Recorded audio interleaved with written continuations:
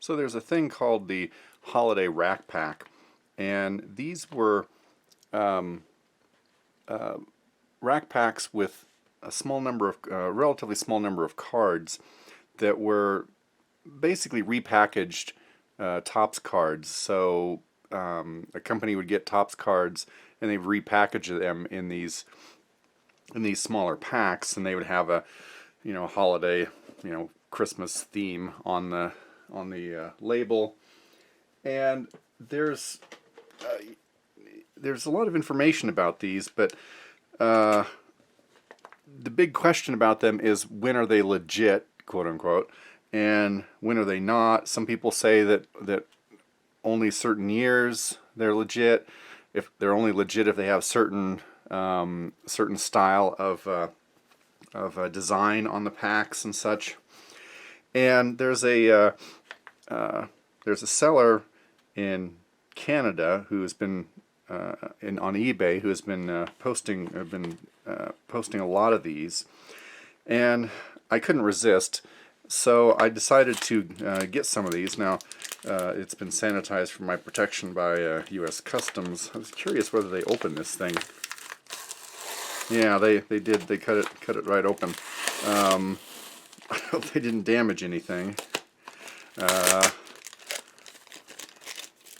That's I mean, I understand you want to be safe, but you don't cut right in the middle of something like that. You cut it right along the edge there so you don't damage anything. Anyway, so let's hope that there's no damage. Now, what I got in here, I bought 6 1972 packs and 2 1975 packs. And so they're taped in place here. That's okay. I mean, the seller did a decent job of packing these. And what I did was I did make an effort in looking at the packs. These aren't cheap. There are 12 cards in each of these. So there's the front and back card, and then 2 in the middle in each of the 3 rack sections. And so I basically, what my strategy was to, pick ones that looking at the pictures, pick ones that had cards that I thought, just based on the names, might be a little more valuable. And also I tried to take a look and see if I could see any damage, or see which ones were reasonably well centered. And so that was the strategy I did. So I'm gonna set the 75s aside. I'll open those in a separate video. But given that these weren't cheap, I really wanted to see these 72s. I like the 72 Topps set. I like the kind of the colorful, kind of psychedelic design of those. And I want to be reasonably careful here so I don't damage anything.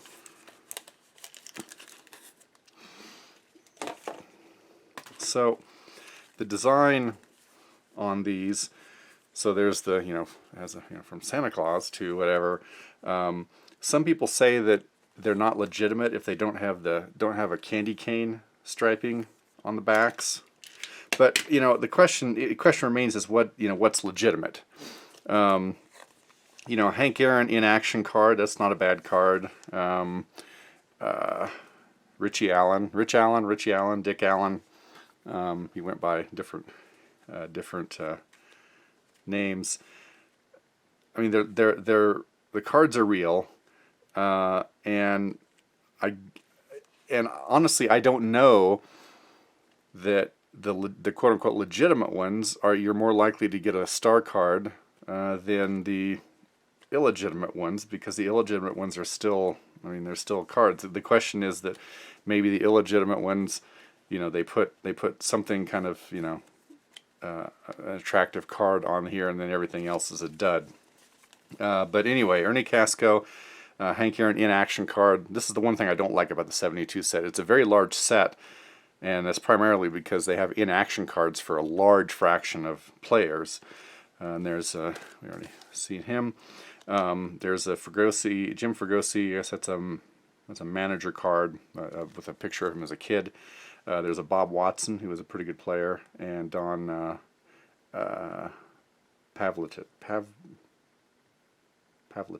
or Pavletic. I don't recognize that name. Okay, so let me see if I can. There's no. I mean, one of the things about these is that they look, for being 72, this feels pretty modern in terms of the plastic. And so that's one concern, is that, you know, when were these repacked? I mean, it looks and feels like this could be, you know, fairly modern. But like I said, I couldn't resist these. You know, real, quote unquote, real 1972 packs are just ridiculously expensive. So there's no, you know, was never going to get any of those. Let's see. Trying not to damage these, but I want to get them out of here.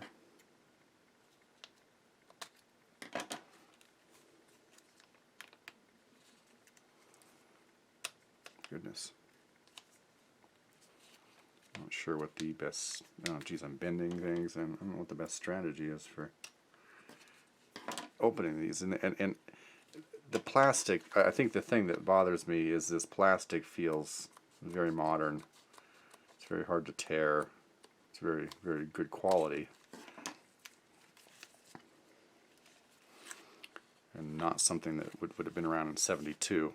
Okay, so Eddie Casco, there's a little bit of damage. Yeah, see, that feels like wax, like they pulled them out of a wax pack, which, granted, I think the real ones may very well have been pulled out of wax packs. Then on the back we have the Don Pavletic. So let's see what we get in the middle. Joe Lahode, and Joe Torre boyhood photos. I mean, the cards are in good shape. I mean, the corners, I'm going to take a close look here. The corners look sharp. I mean, these are, you know, fresh cards. I mean, these are not, I mean, I'm pretty sure these are not like, you know, highly circulated cards to where, you know, somebody just, you know, put the junk cards from the commons and stuff from their collection into these things. So still not 100% certain what to make of these.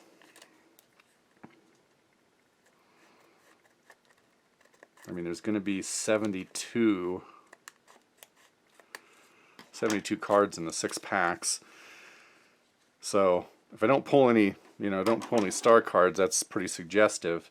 That's one reason why I bought 6 of them, to get enough to have a sample. Let's see. So there's the Hank Aaron in action card, and then on the back we have Bob Watson, the Astros. Rich Hand. Oh, Bobby Grich. And that is I don't know if that's his rookie card or not. But there's a little bit of nick on that card. I mean, the corners are pretty good. There's maybe a little bit of minor corner damage there. But that's still a pretty good card for not. I'll let you admire that card while I'm looking this up. I'm going on to the PSA website here. Bobby Grich is one of these that, with, you know, a new modern look at stats, like wins above replacement and stuff like that, he comes out to be a much better ball player than people would think. And so when I'm looking at newer stuff, I put him aside on the off chance that he might get some traction as a Hall of Fame candidate. I think Lou Whitaker is the next second baseman that'll probably get in. Could Grich get in? Hard to say. And then here's the back of the card. Pretty standard.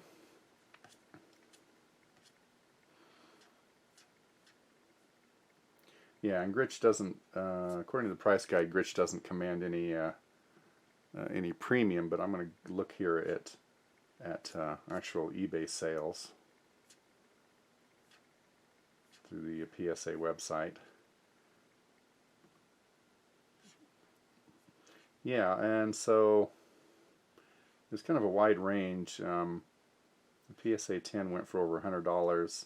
This is certainly not a 10. PSA 9s typically, it looks like, are anywhere from about 10 to 20 bucks. This won't be a 9 either, I don't think, with that little bit of damage. But in any case, that's not really any kind of a big hit. So let's keep going here.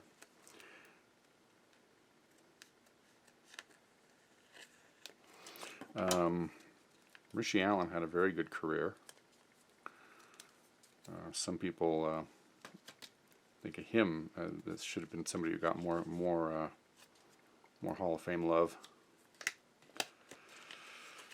Okay, on the back here we have the Jim Fregosi boyhood photos of the stars. There's Fregosi playing the accordion. That's a nice shot. Okay, so Dick Allen, that's a pretty nice looking card. Ken Boswell and Roy Foster. So nothing too exciting yet. Now, when I say, not a lot of good cards, I did intentionally buy this one. I think one of these I paid a few bucks more. I mean, I didn't pay a huge amount of money. I mean, it was more than $1 a card. But this Ferguson Jenkins was a nice looking card, I thought, and so. But that may end up being the best card of the set too. But it's a Hall of Famer and an early card. And the card on the back here is Chris Spire, and this is Chris Spire's rookie card. Not that he's a incredibly desirable card, but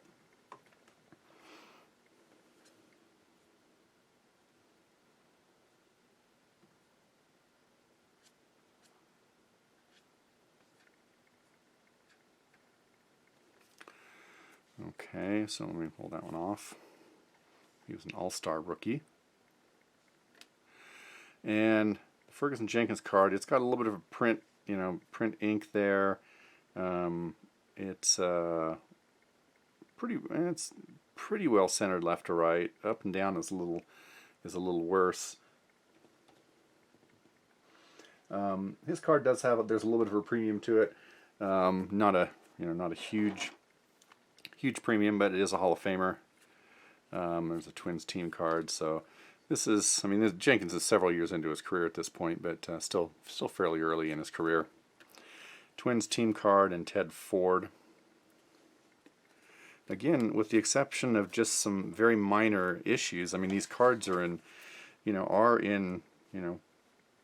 pack fresh shape. I mean, even cards you pull out of a wax pack or a regular wax pack, you do get cards that have little dings on them and occasionally, and sometimes one that's got a little bit of damage on the edge.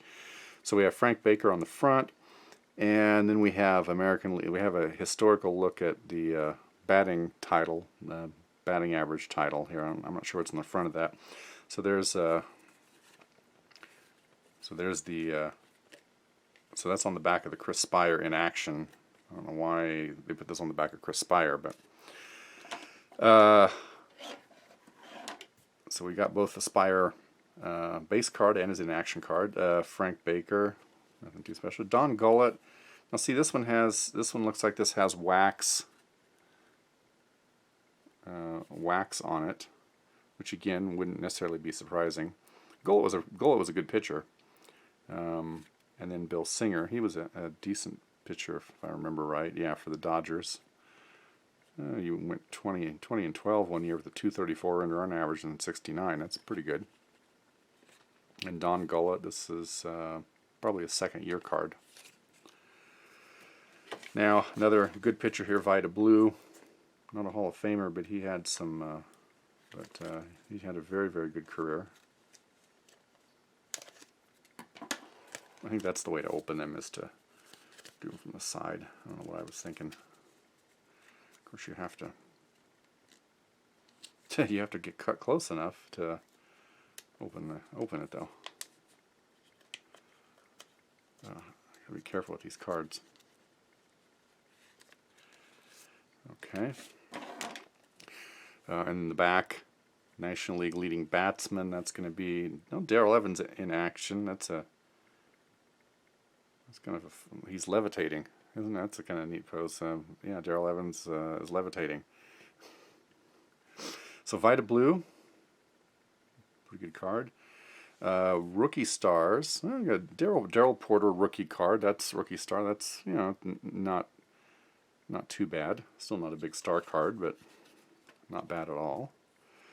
And Gary Gentry, the Mets. Is he part of the '69 Mets? Yeah. I remember he was part of the '69 Miracle Mets. He was a decent pitcher. As I say, Gary moved solidly behind Tom Seaver and Jerry Koosman in '69 Mets rotation, climaxing outstanding rookie year by winning third game of the World Series. Yeah. I thought I recognized that name from that.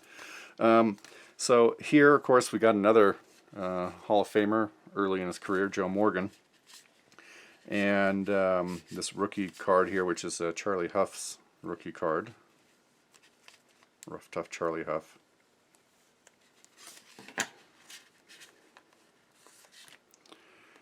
And then on the back, Oscar Gamble. That's a third-year card for Gamble. He had a pretty good career. Eventually, better known for playing with the Yankees in the '70s. So there's the Charlie Huff. Casey Cox and John Cumberland. So we're not finding much in the middle of these packs yet.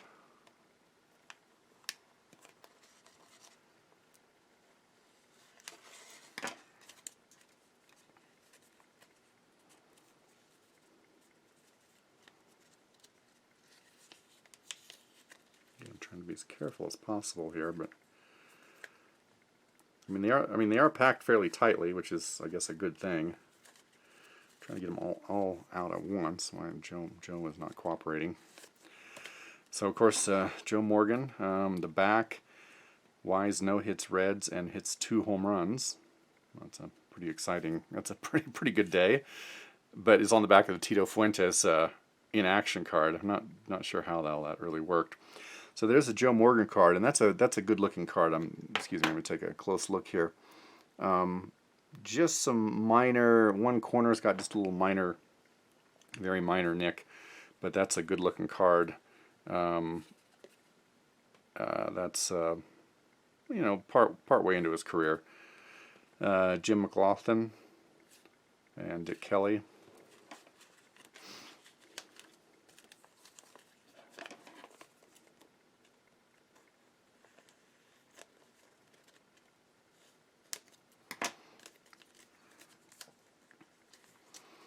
And that one I did not cut. Did not cut deep enough. I'm going to go from the other side.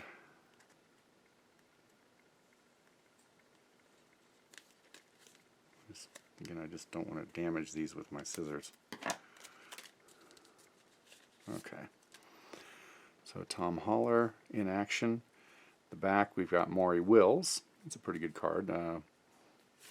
We can probably call that a star card. Tom Haller. Ken Forsch. He's a good pitcher. Later for the Cardinals. And Tom Hall. Let's see, Ken Forsch. This is, it could be his rookie card. 71 is technically his rookie season. He only pitched 4 games and 24 innings in 1970, so probably his rookie card. I'll have to look that later. Now, here's another one I got with Hall of Famers. So Tony Perez and Harmon Killebrew.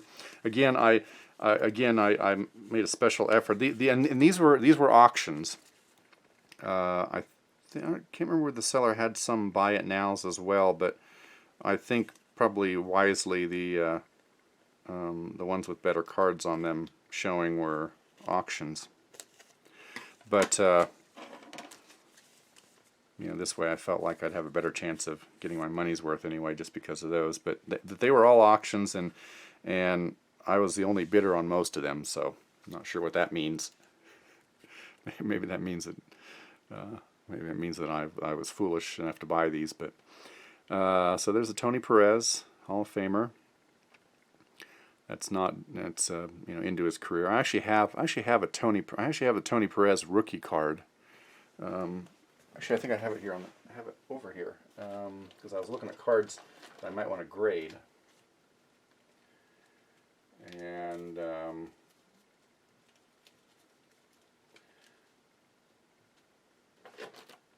I think that was one I decided not to grade, or assuming I still haven't sent anything in for grade. I'm still not sure I'm going to, but I'm pretty sure that I have it in this box here.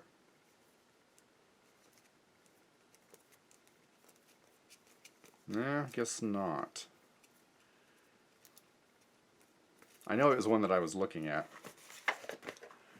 to see how good I thought it was. Hold on.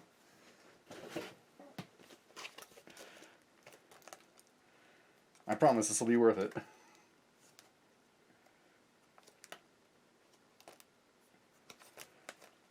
I'm going to show some of my older cards in my collection, ones that I collected as a kid at some point.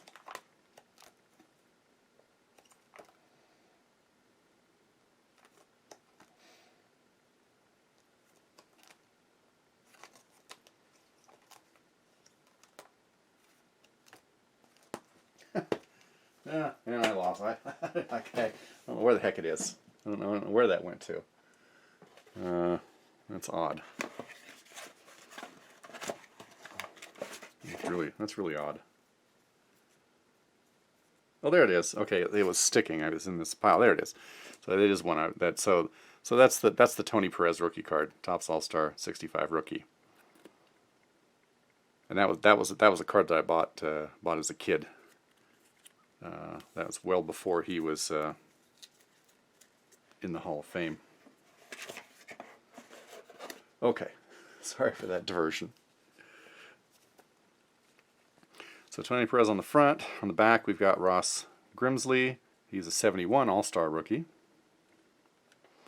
So Perez, Bob Oliver, and Steve Huntz. So we're still not getting anything on the interior cards.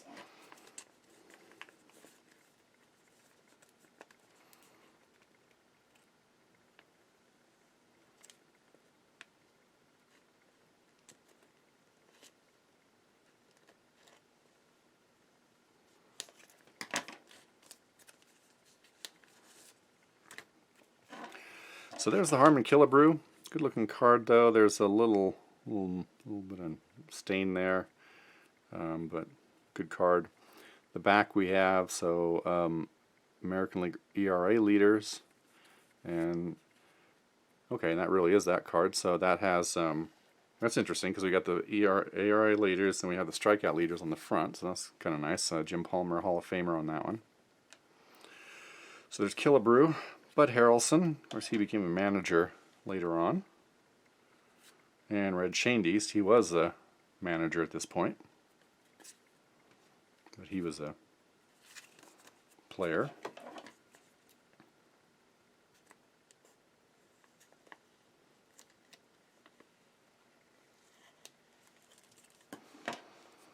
Okay. So strikeout leaders. No Hall of Famers. Mickey Lolich isn't that far away from being Hall of Fame quality. I mean, at his best he was, but Vida Blue and Joe Coleman. On the back we have Steve Arlen. Tommy Agee. He was important for the Mets. He made some great defensive plays for the Mets in the '69 World Series. Pete Broberg. I think that's right with AG.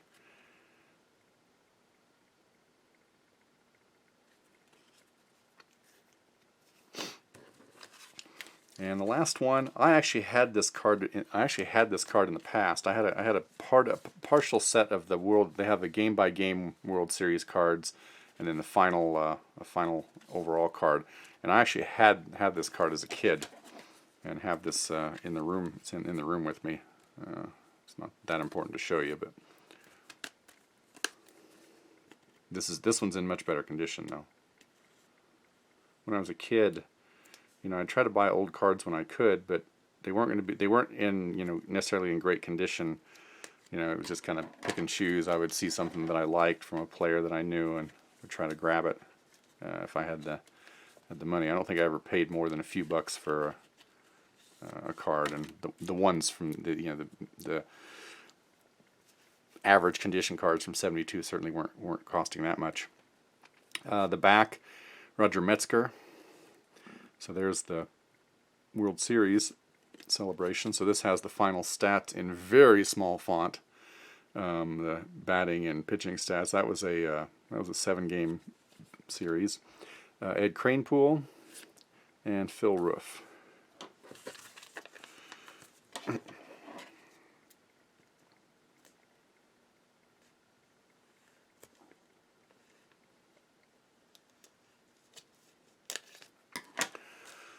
So here we have Matty Alou, one of the dozen or so Alou brothers. Well, maybe not that many. Oh, great. Okay, let me try the other side. I didn't cut that one deep enough.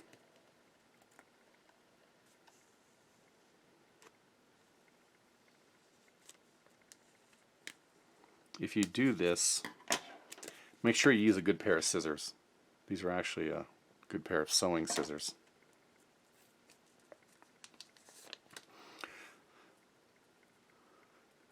The back we have Grant Jackson,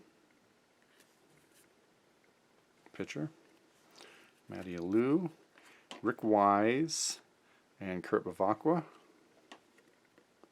That's probably this is rookie card. Okay, and so last one here we have Hall of Famer Willie McCovey. So it's looking like the big value here is getting one of these packs that has a star on the front or the back.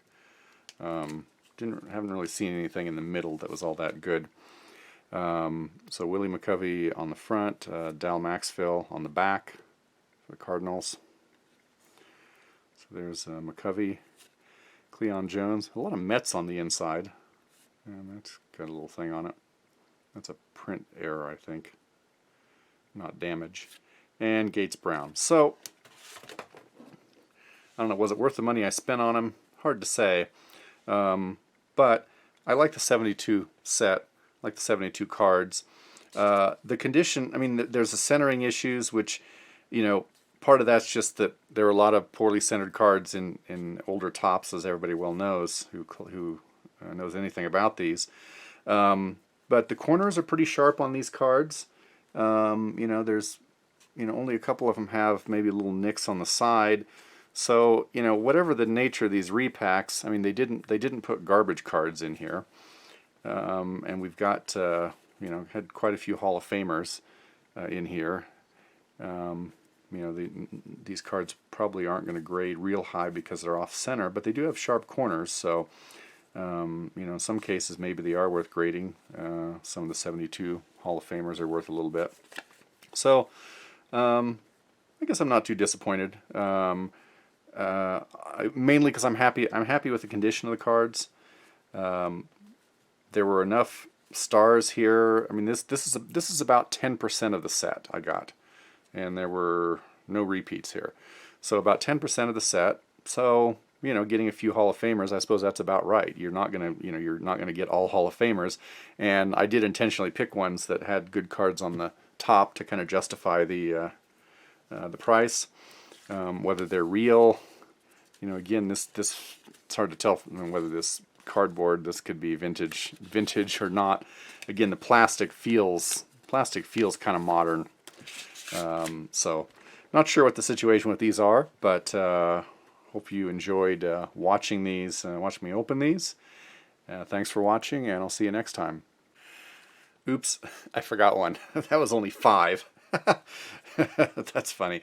I end the video, and so you're getting a bonus here. I don't know why I I didn't look very carefully enough. I was trying not to show the 75, so I can show those later. This one has Bob Gibson on the front, so another Hall of Famer, and Ted Simmons, Hall of Famer, relatively new Hall of Famer. I had to get in on one of the committees, as opposed to the baseball writers.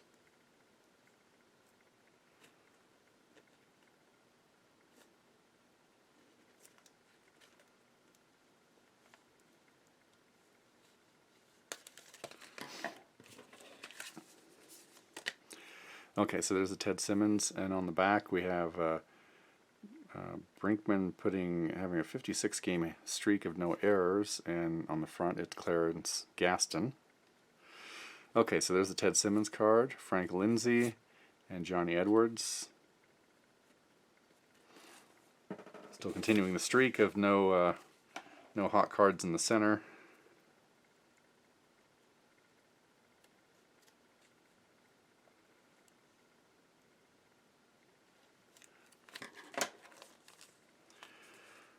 Did I get that open?